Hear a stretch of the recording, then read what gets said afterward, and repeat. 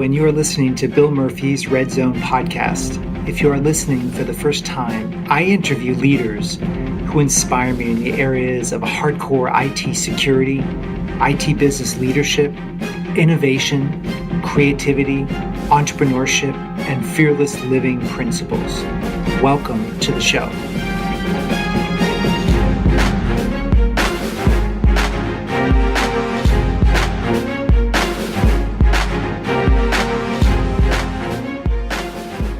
Hello, and welcome to episode number 44 of the Red Zone podcast, where I invite IT security innovators, leading entrepreneurial minds, and inspiring individuals to share their stories and offer the best tips to help you achieve success in IT security, IT business thought leadership, optimal performance, creativity, and innovation.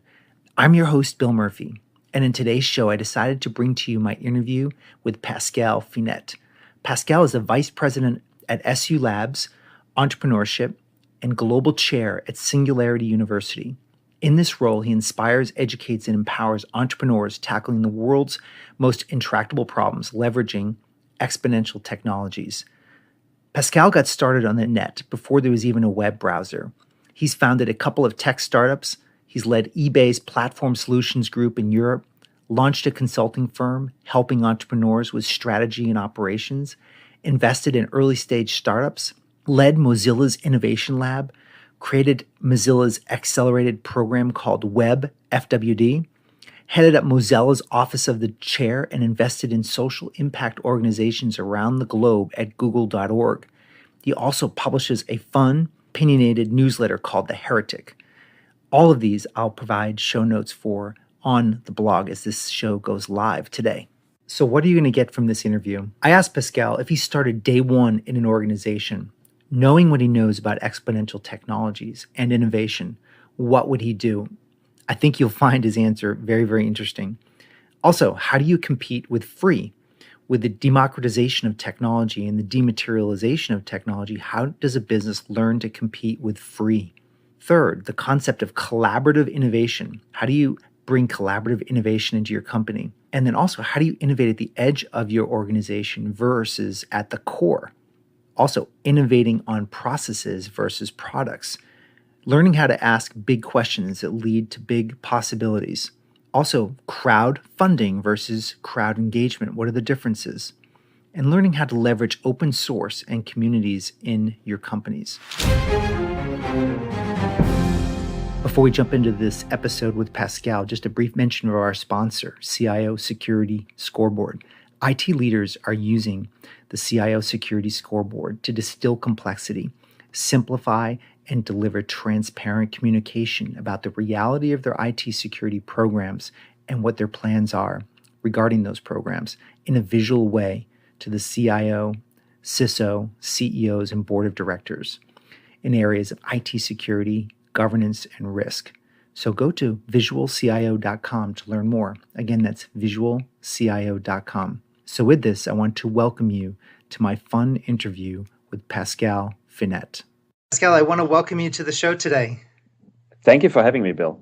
Well, I am super excited to talk to you about exponential technologies. Ever since leaving SU in December, I have been on a quest to educate as many of the decision makers as I can. They're running enterprises throughout the country about what exponential technologies are and what Singularity is doing. And can you talk a little bit about what your role is with Singularity and where you see exponentials going from a bigger perspective with your education and the things that you're in charge of at Singularity?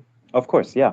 So very broadly speaking, my purview here, my role here at Singularity University is I'm looking after pretty much everything which touches startups and entrepreneurs in one way or the other.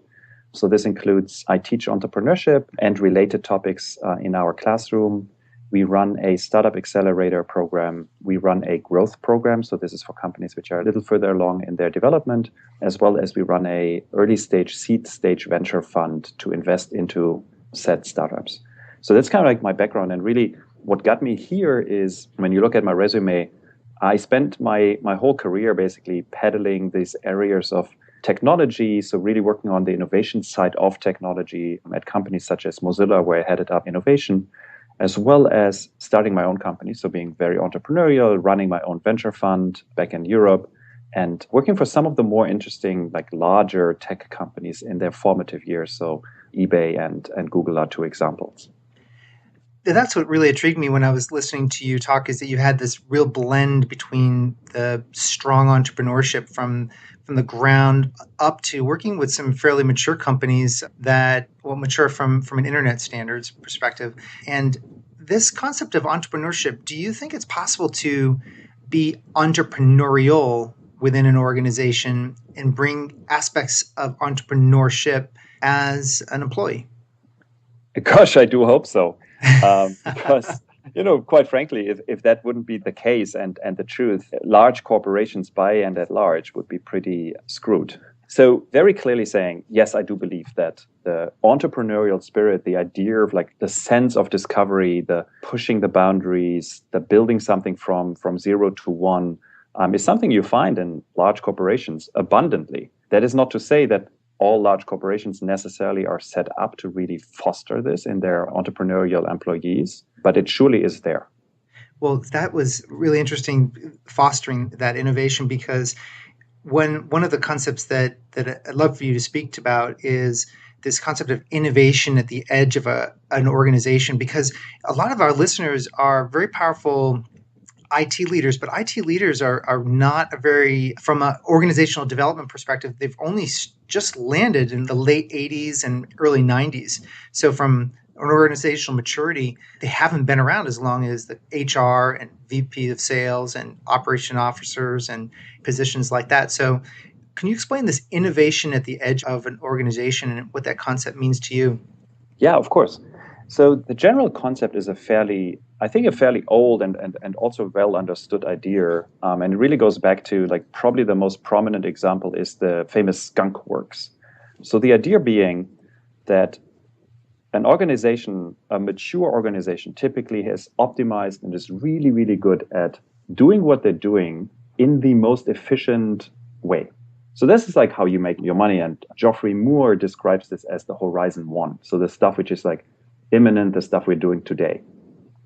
Now, that particular culture doesn't lead itself to exploration, trying new things, being okay with failure as well. So what you need to do is you need to foster the innovation at the edge of this core. So you basically leave the core alone and you either set up new business units at the edge, you set up little labs at the edge. Some companies go so far and actually set up literally legal units, legal entities at these edges where they put their most innovative people, their most entrepreneurial people, and let them explore and also be okay with failure. So I think one of the interesting pieces is when you talk to thought leaders such as Geoffrey Moore, they will tell you, and I have observed this, and I think many of your listeners will have plenty of anecdotes about this as well, is when you try to innovate inside of the core of the organization, the thing which typically happens, and I literally had this in meetings happen to me, is that the senior leadership team comes up and says, well, this is a great idea. Where's the business plan? When do we make, whatever the number is, let's say $10 million, $100 million of it,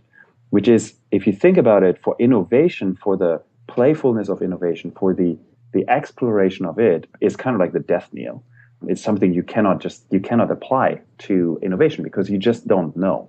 So the idea then being, you set up these units at the edge of your core, you cut them off from the core to a good extent, let them do what they need to do, being entrepreneurial, and let them grow. And then there's different theories on how do you integrate this back into the core. So the most radical one, a gentleman called John Hagel, who teaches at Singularity University and whom you have seen, propagates the idea that you need to leave these edges, the innovation at the edge, completely alone and let it grow into its new core. That's a pretty radical view of the world, and John has some really good argument why this is probably the only way it works. Other ways would be to grow it at least to an extent that it makes sense then to reintegrate into the core, and many other kind of ways in between are in existence.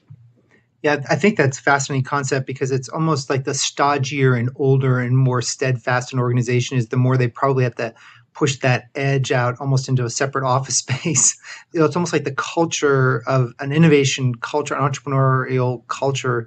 I can see how that would be if a company was more traditional. So there might be more of a need to separate until that new unit has been able to blossom and flourish over time. Absolutely. Absolutely.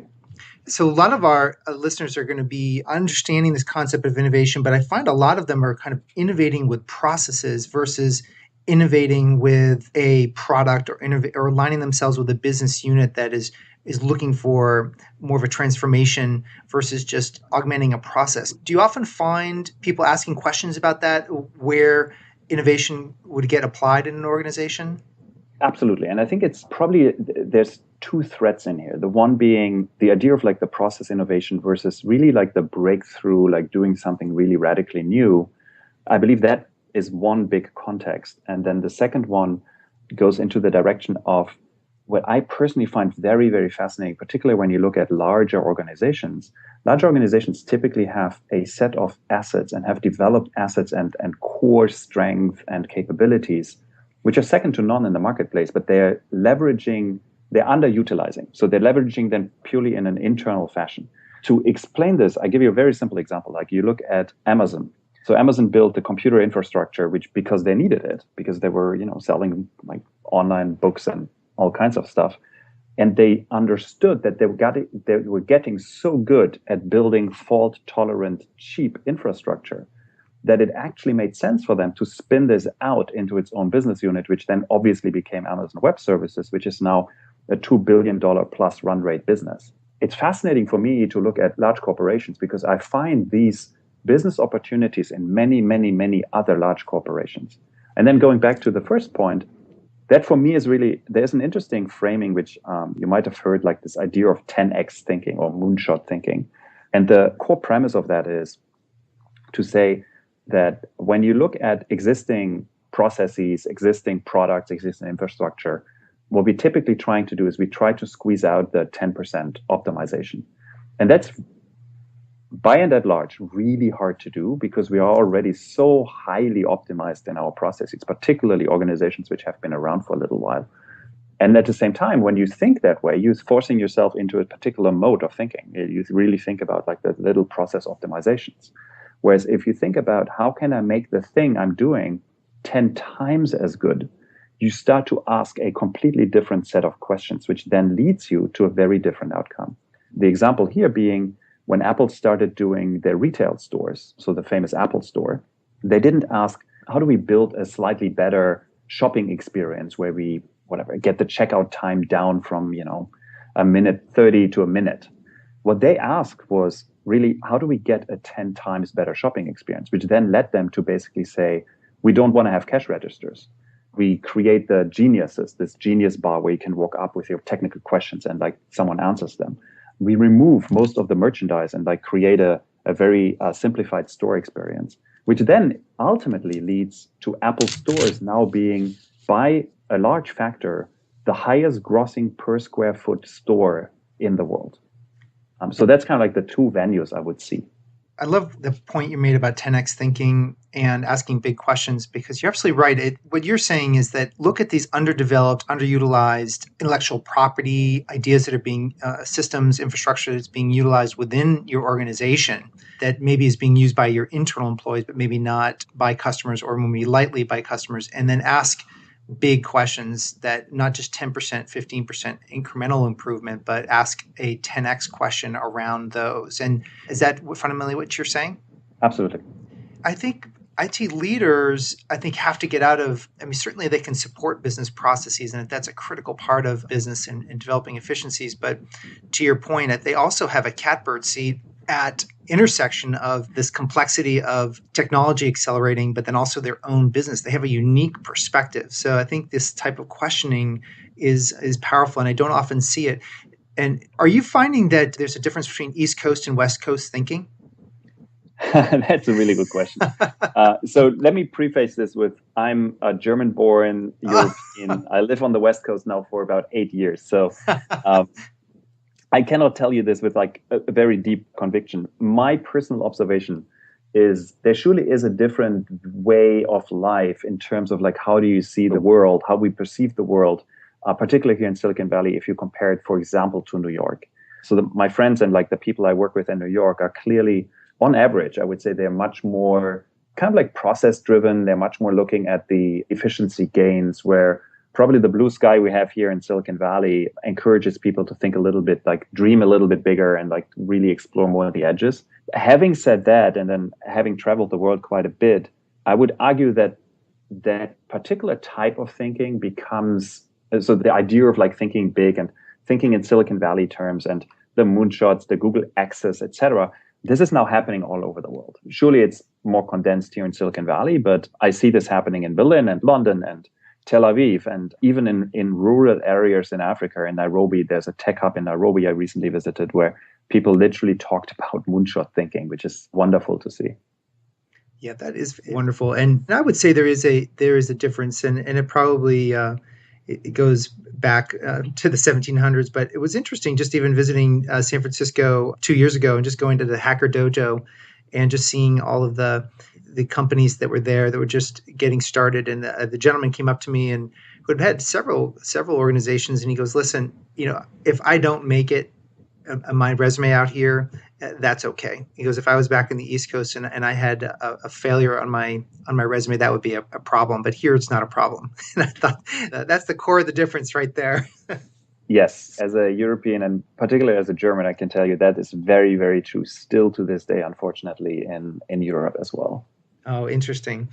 Well, maybe we can shift gears here. The concept of open source. So you have an opinion about some concepts I was hoping you'd share about how to compete with free. And I don't want to shortchange your ideas about open source, but you had talked about the browser and how Microsoft had a dominant position in the browser marketplace until it was upended by Firefox and Mozilla and such.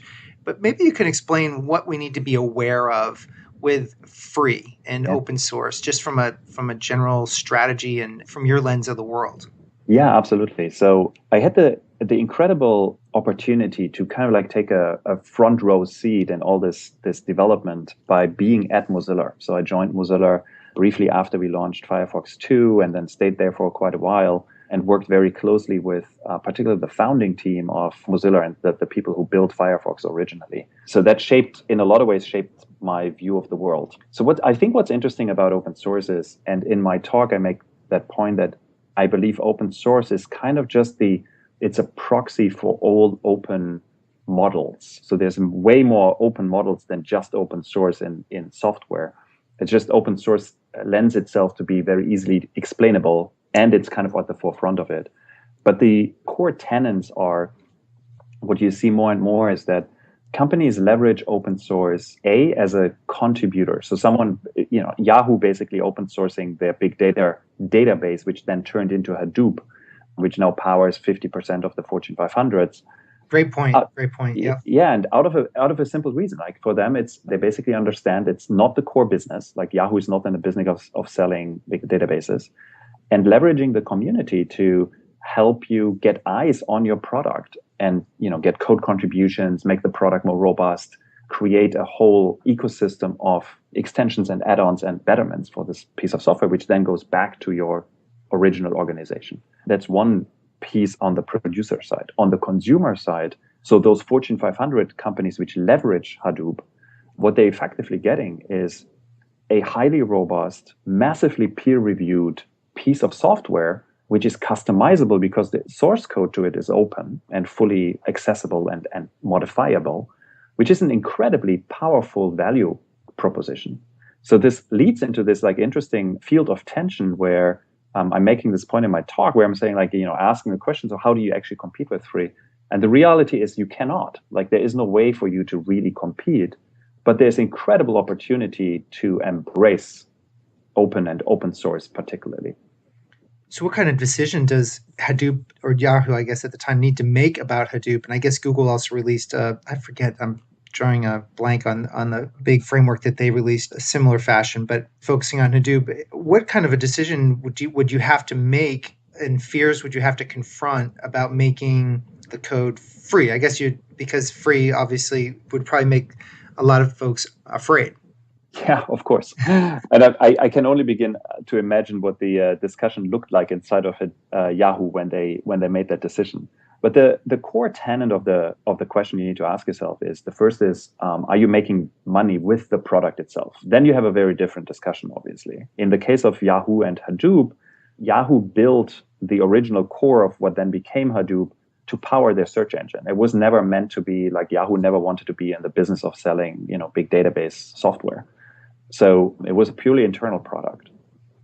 The second question you need to ask yourself then is, so after like the yes, no of like, are we making money with this? If that is a no, then you can ask yourself the question, okay, so what is the cost benefit ratio of me open sourcing the software? In the case of Yahoo, what Yahoo presumably did was to say the cost, the risk, the sole risk we're running is that we're giving away a big database software which other people could potentially leverage to build their own search engine, because that's the business Yahoo was in and was competing with, at least part of their business. That risk is arguably fairly small, because we all know that a search engine is not just this little piece of software, like which is a database, but it has crawlers and user interface and brand and like many, many, many other contributing factors. So that risk is small and easy to mitigate. Then the question becomes, what is your benefit? And in the case of Hadoop, what Yahoo reaped very quickly as a benefit was they understood that they were very early with their product in a particular market, which was this market for big data. So they saw that there's a lot of like demand out there, and they knew that there's a lot of developers readily available to look and enhance their code because they want to use it. So in the case of Yahoo open sourced Hadoop. Within a very short period of time, a then nascent social network called Facebook adopted Hadoop. And Facebook to this day is the largest consumer of Hadoop. Also, and this is an interesting piece, the largest contributor of code changes to Hadoop back into the community. So what Yahoo effectively gets for free is thousands of developers taking this piece of software, looking for bugs, stress testing it, but also enhancing it, building software tools around it, building tooling for it, et cetera, et cetera. So you build out of like an internal little project, which, I don't know how many people worked at Yahoo on the project, but let's say it's a big group, it's probably 100 people. You turn that into something which is being actively developed on by tens of thousands of people. So you reap the benefits of all that. Yeah, maybe it could be 4 times the amount of people contributing from hours and releases and upgrades and stuff like that. And then does an organization need to figure out another way to monetize? Like, would there be a community built around that where someone maybe is not reselling the software, but maybe adds value to the software beyond free? So in the open source world, there's a whole bunch of different business models. I think the most popular ones and the ones which are best understood is effectively what Red Hat is doing around Linux and Hortonworks is doing around Hadoop particularly. The basic idea is like when you buy Red Hat, for example, what you're getting is Linux. I mean, this is a free and open source operating system, which you can theoretically just download. Now, if you're a CIO, you have good reasons to say, well, actually, I want something which has a service level agreement. I want to have a person I can actually call if something goes wrong. I want to have services to help me install this and maintain it, and so on, and so on, and so on. And I probably want to have a company which builds some proprietary tools to manage this better in like large scale infrastructure, et cetera. That is what turned Red Hat into a company which is now literally on the stock market and worth billions of dollars. Similar goes for Hortonworks. So Hortonworks did the same thing effectively around Hadoop and is also now a publicly traded company worth $1 billion. So there is business models around the idea of like you give away the core of the services for free, the software code, and then you build other models around it. A different way to look at this is what Mozilla did. So Mozilla gave away the Firefox web browser, never made any money on the browser itself, but very quickly amassed such a huge user base that they could go to the search engine providers such as Google and Yahoo and say, hey, listen, we bring you a lot of traffic. We want to be incentivized for doing so. So we take a tiny little percentage of your revenue you're doing through like search ads and have that flow back to us, which turned Mozilla into a $300 million a year run rate, non-profit, which is pretty insane. That's fascinating. I didn't know that. What a clever way to reverse and change that around. That's really interesting. Mm-hmm.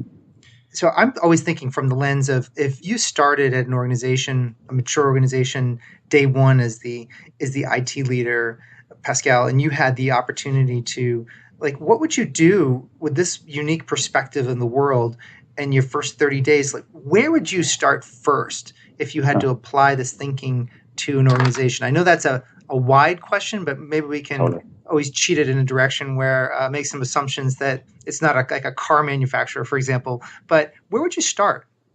It's a really good question, actually. So I believe an interesting starting point would always be to just create an inventory, create like a really like a bird's eye view of what is it, particularly in the IT field, what the organization is currently doing. So in terms of what do you support, what have you built, what are you insourcing in terms of like what is software and services you consume, and then apply a lens to that by basically saying, okay, so if we would allow ourselves to think differently about how we're doing this, what could we possibly do? So this could be anything from looking at, similar to what Yahoo did with Hadoop, looking at your current assets and say, hey, is there something we should probably put out into the world and foster a community around us because we can create a Hadoop effect?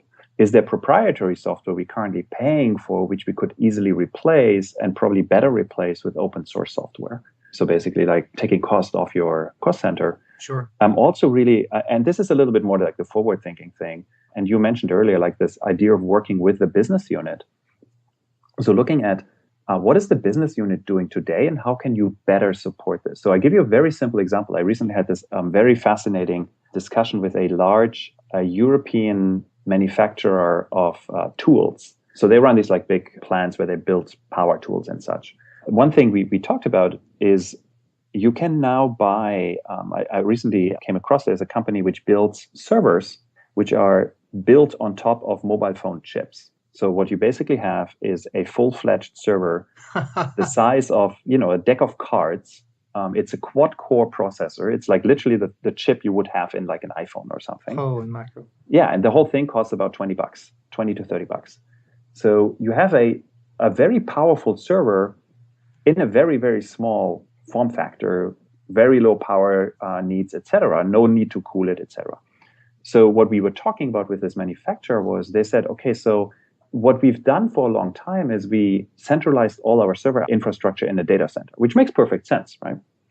Now with that new technology, we could actually do the exact opposite. We can actually put the compute power much closer to the point of consumption. So we can put the little server right next to the machinery and can do then really interesting, innovative things on top of that. Because it's, suddenly it's possible. Sure. So I think there's a really interesting dialogue to be had by really looking and assessing, like, and taking the step back and taking the bird's eye view, assessing like, what is it we're doing today? And what are the input-output vectors? And I really like starting to question everything and asking why and how can you probably do it better. That is really interesting. I mean, it's sort of, again, you're thinking outside. First of all, you're aligning with the business units themselves, and you're really, that's why I think that the information technology leaders are in such a important position for innovation by just being open and asking lots of questions about what's possible, because they're the ones that can actually uncover these assets and actually have different approaches to bringing them to market. And one of the pieces that I thought was interesting, that I know you're deeply interested in, is because I'm thinking that is crowdfunding. And I know that we read about this from kind of the small organizations perspective and individuals that are leveraging the crowd for creating interesting, fun campaigns. But how can a enterprise take advantage of a Kickstarter or an Indiegogo campaign? In particular, how would an IT leader leverage that?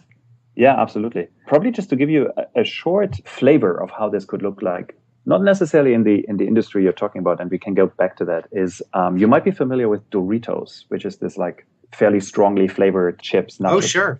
Yeah. So Doritos runs for the last 10 years. They run something very interesting, which they call the Doritos World Challenge or something, where they go to their community, so people who eat Doritos basically, and ask them to come up with ideas and scripted storyboards to create their Super Bowl ads. So if you know anything about the Super Bowl, the ads are like always super, super expensive. Right.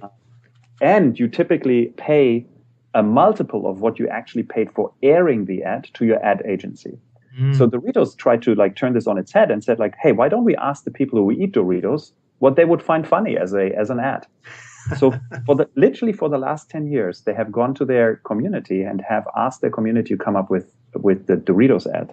What's remarkable about this is they get like tens of thousands of applicants. Then they have a very robust community-based voting process around this.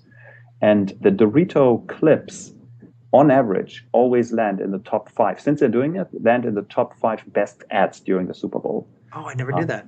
Yeah, it's really really, really crazy. So it's happening. It's happening in big corporations as well. It's just and this is a form of obviously involving the crowd. It's not necessarily crowdfunding. Sure. But it's a crowd engagement. So for an IT leader, I think there's many opportunities. I think this is definitely something where you would partner up with your business unit. So what crowdfunding like a Kickstarter or an Indiegogo does is it allows you very quickly and incredibly cheaply to test something out. So imagine you're like a large manufacturer of, let's say, I don't know, fridges. You want to test this new little like fridge you have, which has a built-in radio. Let's just make that up. Your typical way would be like you commission a whole bunch of market studies, you do market research, you build a couple of prototypes, show them to people. It takes you quite a while and it's really expensive. The other way to do this is you create a small run of these things, let's say 1,000, 2,000, whatever, 10,000. And you put them on Kickstarter. You basically go out in the community and say like, hey, we're bringing out this new product. You want to chime in? You can do this even before you have manufactured the units. And then you see what the demand is, as well as you get immediate customer feedback, immediate customer validation, et cetera. So a really interesting way to test things out. Oh, so you're saying that you could create a run of products that you want to sell en masse, but you just run 1,000 and run the campaign. What would be the mechanics? Like, are you testing really the sellability because your crowd is kind of validating it? Is that what you're thinking? Yeah, absolutely. And then the other thing which happens is, so you test your sellability, so you test like the market demand, et cetera. The other thing you're testing is the moment your customers, because they're really like, if you think about the customer adoption cycle, which is this like the bell-shaped curve, right, with the early adopters on the left. The people who are on Kickstarter are on average, obviously, early adopters. So what these early adopters also do is they're pretty vocal about your product, which is great. So once you have the product in your customers' hands, you have real world feedback from people who are like, they put money down to buy your product. So they are, if you engage with them and ask them like, hey, what do you like? What did you like? How can we make this product better? On average, they will give you incredibly valuable feedback. And because they already they have a stake in the game because they paid money for it. I think that's what's really interesting for leaders these days. If they just understood what's possible with these platforms, I think that's one of the biggest pieces. One of the biggest takeaways I have is, and actually one of my classmates at Singularity went to the Abundance 360 a few weeks later, and he was explaining the story of a guy who he came up with this idea of doing voting on a mobile phone. But apparently it's a really complex thing to pull off, and there's only about 10 people on the planet that really understand how to do it from the complexity. And he put a campaign on through Kickstarter to figure out this complexity, and he rewarded them with a cash prize. And he got submissions, and then he personally went to these people and asked them to be on his board of advisors. And then he went out and submitted to all of these scientists around the world through the Kickstarter campaign to help him engineer this very complex feat. And he got all of these great submissions he didn't have to be the smartest guy in the room. And I thought that was a fascinating concept. You don't have to be the smartest person in the room. Absolutely. Yeah, absolutely. So the very famous example of that is the Netflix prize. So a little while ago, Netflix went out and wanted to increase the accuracy of their recommendation algorithm. So they went out and basically had a crowdfunded campaign where they said, we give $1 million to the person who can increase the complexity of the advancement of this algorithm by, I think it was 10%, which is a big deal for an organization such as Netflix. And they had like literally thousands of teams compete and then ultimately awarded a winner who actually achieved this result. And I believe it comes back to, you might remember this, I used this quote in my talk. It really comes back to Bill Joy, who was the CTO of Sun Microsystems back in the day, famously is quoted as saying, most of the smartest people don't work for you. And there's universal truth in that sentence, right? Like even if you're Google, you employ 50,000 like mega smart people, there's at least 10 times as many people you cannot employ because they work for someone else. And the crowd mechanism allows you to tap into that potential. It really does. Well, we've covered some really powerful ways to really look at what's possible to apply 10x thinking, 5x thinking, but certainly more than 10% thinking. And I think this is great. I know I'm super invigorated by our conversation, and I know our listeners will be as well. What do you think the best way for people to learn more about you, Pascal, and the things that you are most passionate about now through Singularity and your other interests? What would be good ways for people to learn? Yeah, of course. So I believe there's broadly speaking two easy ways outside of obviously coming to Singularity University, exploring and living through the program you lived through, which is our executive program. But Singularity University has a content site where we publish very much like daily, a couple of times daily, actually, the latest and greatest which happens in technology. So if you're curious about like where's the bleeding edge of technology, and this includes IT very obviously, you want to go to singularityhub.com. So singularityhub.com has all the content, the ideas we're propagating here at Singularity University. Then for me personally, I actually write a semi-daily kind of a newsletter. It's pretty unfiltered, it's pretty raw, and it's probably interesting. It's really focused on entrepreneurship, which is called The Heretic, and you'll find it at theheretic.org. So by all means, subscribe to that. And then my email address actually and my whole contact details are pretty readily available on my website. So if you just Google my name, you'll find me. And by all means, please stay in touch. We'll definitely put resource links to these on the show notes page. I've subscribed to the Singularity Hub, and I enjoy that. And also the Heretic, I've subscribed to your newsletter as well, and enjoy the pieces of wisdom that you put out there.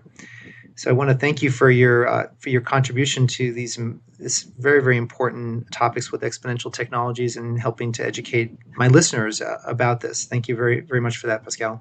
Well, Bill, thanks for having me on this podcast. This was a fantastic conversation. I really enjoyed the questions, and I'm looking forward to more. Yes, we'll do it again. I appreciate this. Thank you very much, Pascal. Perfect. Thank you, Bill.